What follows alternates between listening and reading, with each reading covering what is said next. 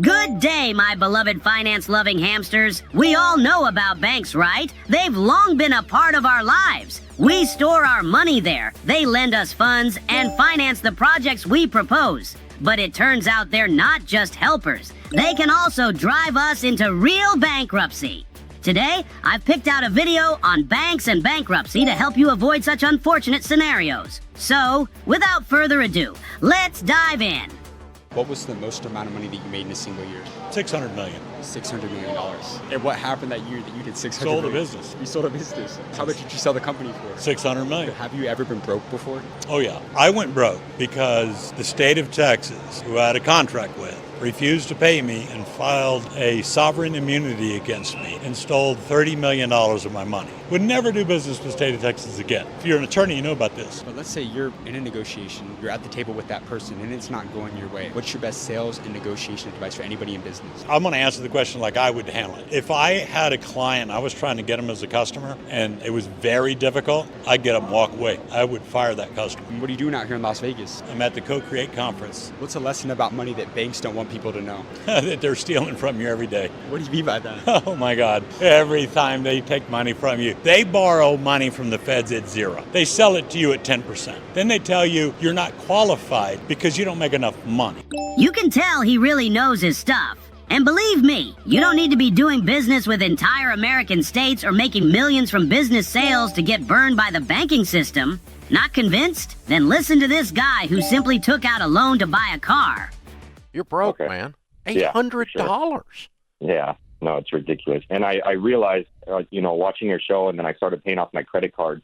And I was like, you know what? If I want to buy a house, I'm going to have a mortgage payment and an $800 car payment. No, and you're not doing that. Realistic in California. I'll come to California and box your ears. You're not doing that. See? The guy wanted a cool car, and now he's up to his neck in debt. My chubby cheeks might keep me afloat, but I advise you to be cautious. Seriously, think 100 times before taking out a loan from a bank. Arm yourself with a calculator, tally up all the fees, plan out your payments, and then you'll be sure whether it's really worth it. Stay tuned for new episodes because they'll help you avoid a ton of problems. Glad to see everyone, and remember, hamsters are power, one for all and all for one. See you soon.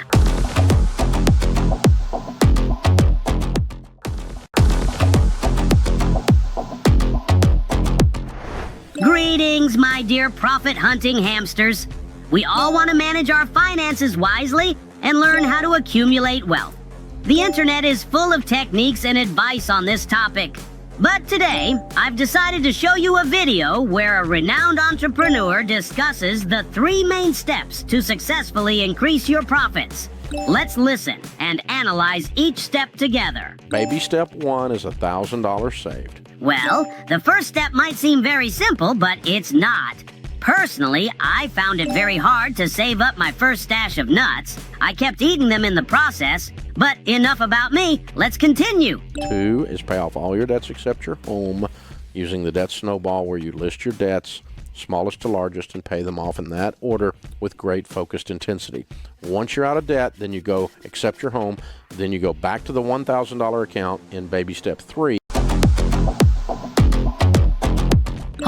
Hold on. Let's not skip the details of the second step as it's crucial. Follow the list, friends, and address your debt starting with the smallest down to the biggest. This is an effective technique that really helps streamline the process. So, what about the third step? In baby step 3 and raise it up to a fully funded emergency fund of 3 to 6 months of expenses.